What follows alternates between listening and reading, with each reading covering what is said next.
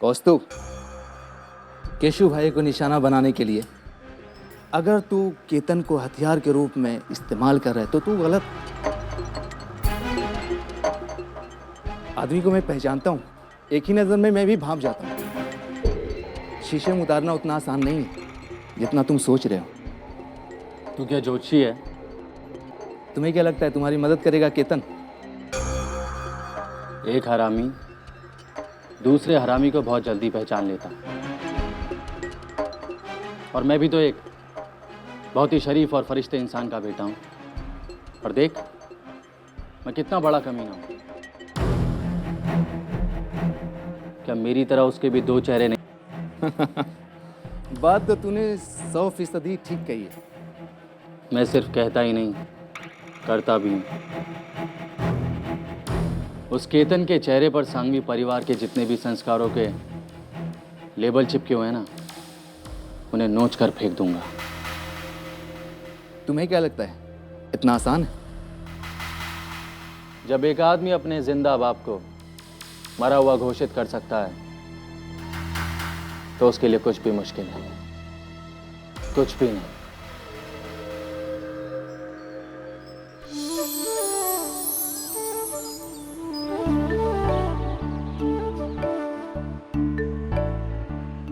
अरे मेहुल, वो सारा भाई की पेमेंट का क्या हुआ? वो काम तुझे सौंपा था ना? पापा मैंने उसे कितने फ़ोन किए। एक बार तो ऑफिस से भी आदमी को भेजा था ये चेक करने के लिए कि वो घर पर भी हैं या कहीं बाहर गए हैं।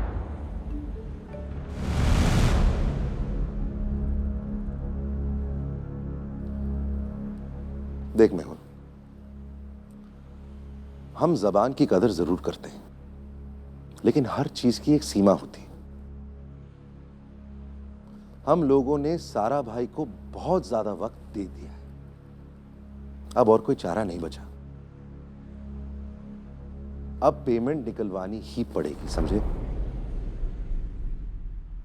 जी पापा, मैं उनसे खुद कांटेक्ट करता हूँ।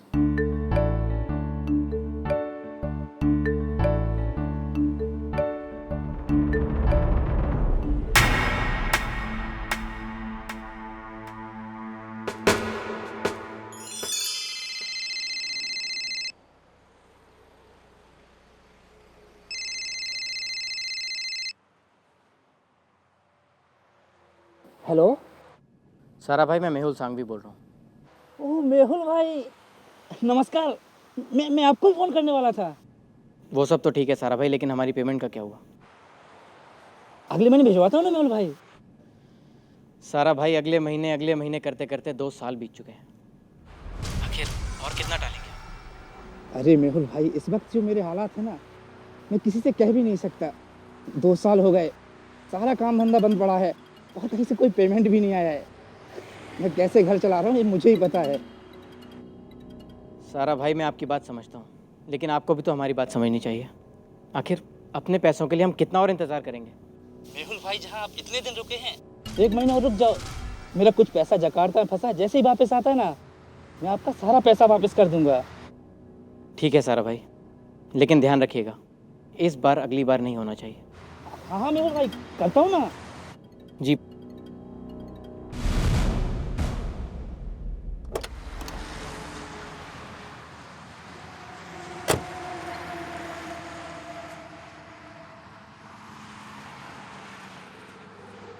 सारा भाई,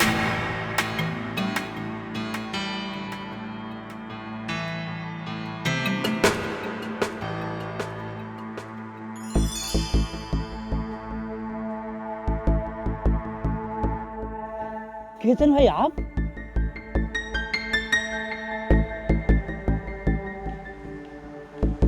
सारा भाई पेमेंट कब दे रहे हो? अरे अभी भी तो मेहुल भाई से बात हुई है। अगले महीने आपका अगला पिछला सारा हिसाब क्लियर करता हूँ। कोई 1 महीना नहीं, अभी के अभी पूरा पैसा चाहिए। केतन भाई, अगर मेरे पास रोकड़ा होता तो मैं आपका पैसा क्यों रोकता? ये सब ड्रामे ना किसी और के सामने जाके करना। मैं तुम्हारे झांसे में फंसने वाला नहीं हूँ। चलो पैसे निकालो। और केतन भाई, मैं अपने 20 बच्चों की कसम खाकर कहता हूँ, इस वक्त मेरे पास 1 भी रुपया नहीं है। जैसे ही मेरे पास पैसा आएगा ना, मैं आपका पैसा चुका दूंगा।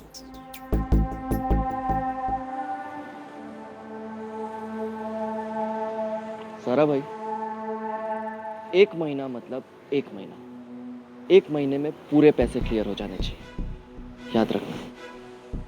ठीक है केतन भाई, मैं करता हूँ।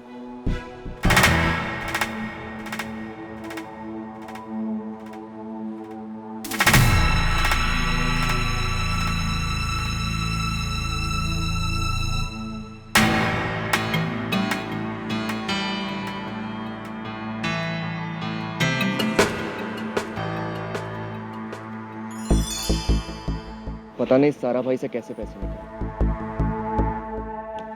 हाँ भाई, छगन बोल दो। अरे सारा भाई के यहाँ पैसा लेने आया था। पूरा पैसा वसूल किया उस सारा भाई से। हाँ, देगा कैसे नहीं। अरे भाई, ड्रामा तो फुल टूस किया उसने, पर अपन ने भी बरोबर कान के नीचे दिया। कल बोला था ना उसको। हाँ बॉस, पैसा रेडी था। ऑफिस पहुंचा तो पैकेट बिल्कुल रेडी था। मैं ऑफिस लेकर आ रहा एक्सक्यूज हूँ। मी बॉस, आप जो ये फ़ोन पे बात कर रहे हो वो किसके बारे में कह रहे हो? अरे भाई, सारा भाई ड्रामा मास्टर साला सीधे तरीके से पैसे ही नहीं देता है, पर अपन के सामने सब नहीं चलता है ना। बॉस का पैसा पूरा गिन के वापस लिया मैंने। वो क्या है ना साहब कि रुका हुआ पैसा ऐसे ही मिलता है। ये तो काम का आदमी लगता है। सारा भाई से मेरे पूरे पैसे यही निकलवा सकता है। मेरा एक काम करोगे? हो गया समझो।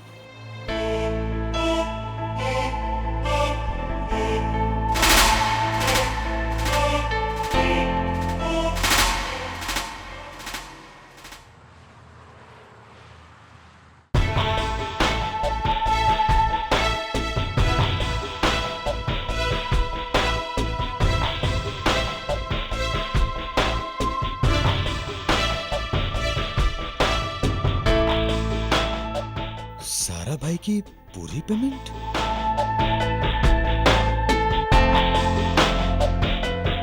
सारा भाई से पैसे कैसे निकलवाए?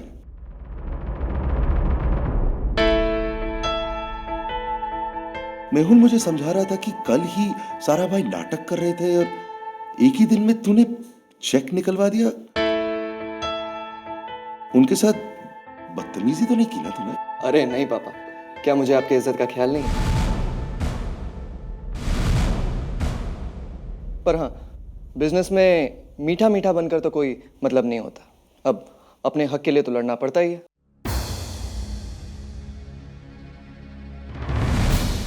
बस थोड़ा सा दबाव डाला और काम हो गया।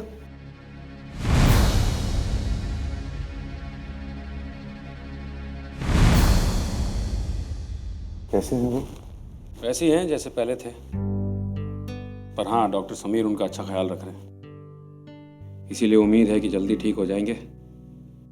बस घर कब आएंगे इसका कुछ बता नहीं सकते। पापा, किसकी बात चल रही है? मदन काका की।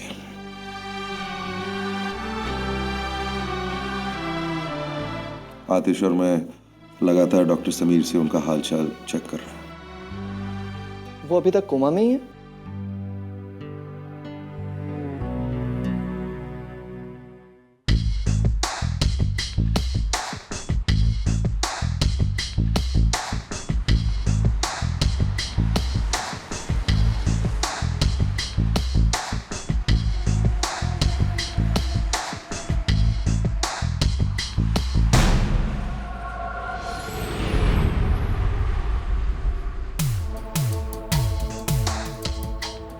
कैसा रहा? जैसा आपने बोला था बॉस, उसका फर्स्ट एंट्री तो एकदम झकास। और अपन ने छोटे से 1-2 टिप दिया था उसको, पर क्या छोकरे ने बहुत फटाफट सीख कर उसको अप्लाई किया। अपन बोले तो प्लान हो गया उसका साहब। ये अच्छी खबर सुनाई तुमने। Thank you boss.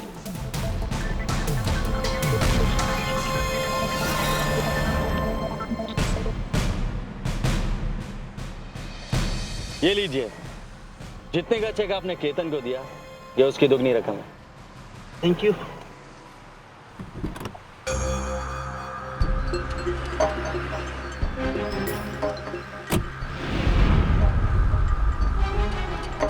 केशु भाई के बेटे ने गुनाही का रास्ता पकड़ लिया। अब ज्यादा वक्त नहीं उसे इस दलदल में फंसने। Welcome to hello.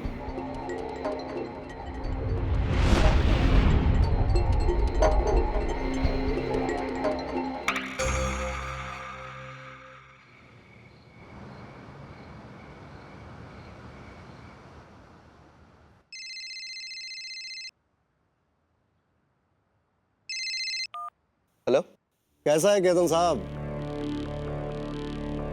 कौन? अपने ही आदमी को नहीं पहचान रहे हो? नाम बताओ अपना।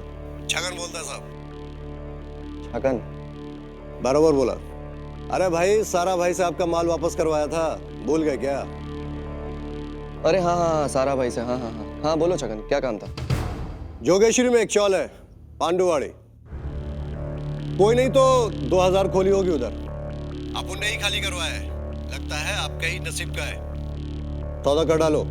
100-200 खोखे का प्रॉफिट एक ही झटके में अंदर हो सकता है। आप बोलो तो बात करूं? देखो छगन, यही तुम्हारा नाम है ना? बरोबर बोलो साहब, यही नाम है मेरा। सारा भाई से वसूली करने का पेमेंट मैं तुम्हें दे चुका हूँ, और बाकी तुम जिस काम की बात कर रहे हो, ऐसे काम मैं नहीं करता। क्या बात करते हो भाई? रियल एस्टेट बोले तो सोना ही सोना, पक्का प्रॉफिट। अरे नहीं मांगता है, मेरा मतलब है नहीं चाहिए, समझ गए? आओ, और कोई काम हो तो साहब बोलना।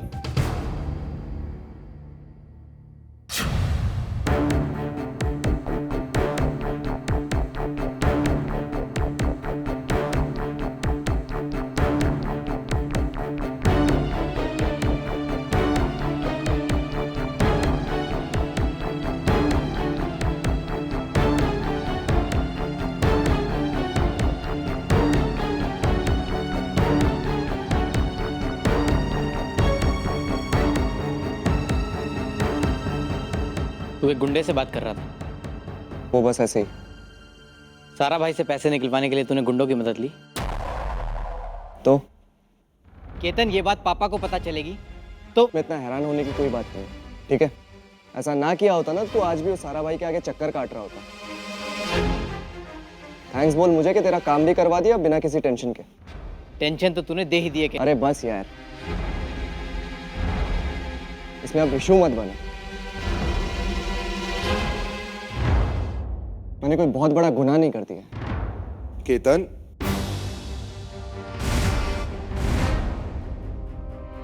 ये क्या बहस हो रही?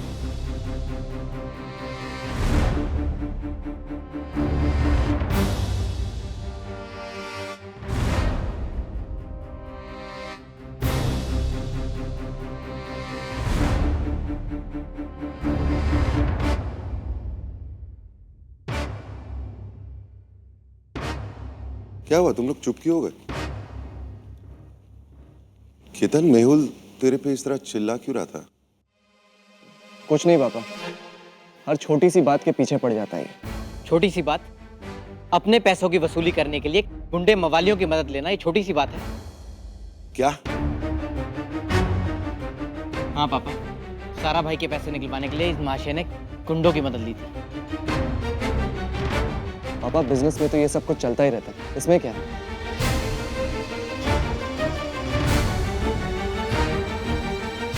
मेरी सारी जिंदगी एक रुपया भी मैंने किसी से जोर जबरदस्ती करके नहीं लिया।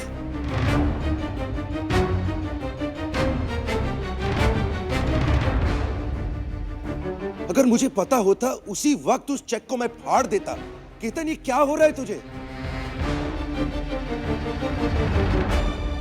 ये उल्टी सीधी बातें तेरे दिमाग में डाल कौन रहा है?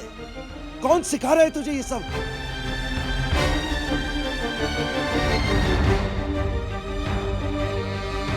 एक बार ध्यान से सुन ले। अगर मुझे पता चला गुंडे मवाली ऐसे लोगों के साथ कुछ भी और किया तूने तो मुझसे बुरा कोई नहीं होगा केतन।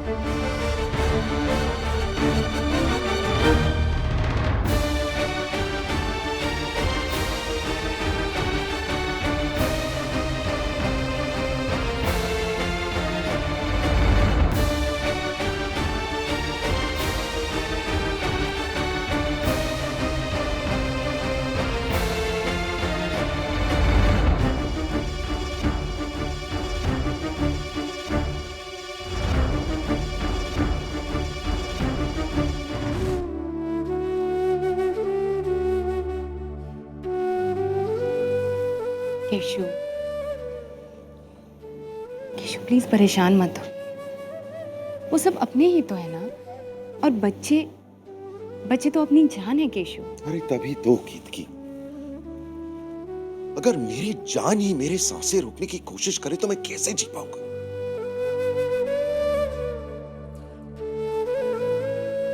कोई भी बच्चा अगर एक बार गलती करे, 2 बार गलती करे तो माफ कर सकते हैं ये सोचकर कि वो बच्चा है।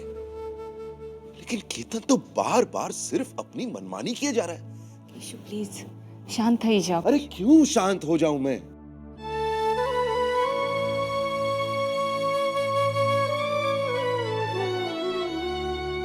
आज मैं जो कुछ भी हूं सिर्फ अपने उसूलों की वजह से, अपनी ईमानदारी की वजह से। लेकिन केतन ये तो वो रास्ता अपना रहे जो मैं कभी सपने में सोच भी नहीं सकता।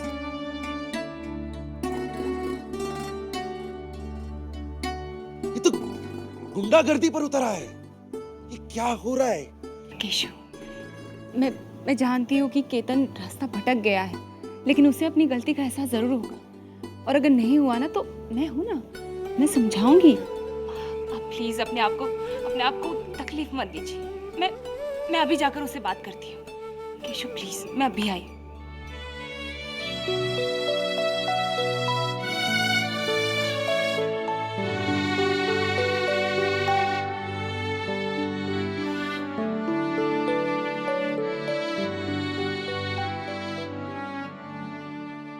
माँ प्लीज, अगर आप पापा की वकालत करने आई हैं तो प्लीज मुझसे बात मत कीजिए और मुझे अकेले छोड़ दीजिए। पापा की वकालत? माँ हूं मैं तुम्हारी, और इस नाते में तुम्हें कुछ समझाने आई। केतन, मैं किसी की वकालत करने नहीं आई। देखो केतन, पापा ने तुम्हें पाल पोस कर, पढ़ा लिखा कर यहाँ तक लाया है, तुम्हें इस लायक बनाया कि अब तुम पापा का सहारा बन सको। इसका मतलब आप ये कह रही हैं कि मैं जिंदगी भर उनका गुलाम बन के रहूं, उनके इशारों पे नाचूं, अपने दिमाग को उठा के डस्टबिन में डाल दूं और वही करता रहूं जो वो चाहते हैं? केतन, अगर वो कुछ चाहते हैं तो उसमें हम सबकी भलाई तो है। तुम ये बात क्यों नहीं समझ रहे हो? और ये बिजनेस उन्हीं का लगाया हुआ पौधा है, उन्हीं की मेहनत का फल है। यानी कि ये फल सिर्फ उनके अकेले का ही है? भगवान केतन, क्या हो गया? तुम आ जाओ, यहाँ बैठो, शांत हो जाओ। केतन, तुम्हारे मन में इतना सारा जहर खबर कहाँ से आ गया? माँ, अगर सच कहना जहर है तो ये जहर पापा के गलत काम करने के तरीकों की वजह से है। उनकी मनमानी, उनकी तानाशाही की देन है। अरे हम लोग यहाँ पे बिजनेस करने बैठे या चैरिटी करने बैठे, या तो फिर लोगों में बांटने बैठे। माँ, अगर पापा को मेरा डिसीजन रिजेक्ट करना ही था तो वो किसी अलग तरीके से भी कर सकते थे ना। 10 लोगों के सामने मेरे फैसले को रिजेक्ट करने का मतलब तो यही होता ना कि वो मुझे गलत साबित करना चाहते थे या तो मेरी इंसल्ट करना चाहते थे।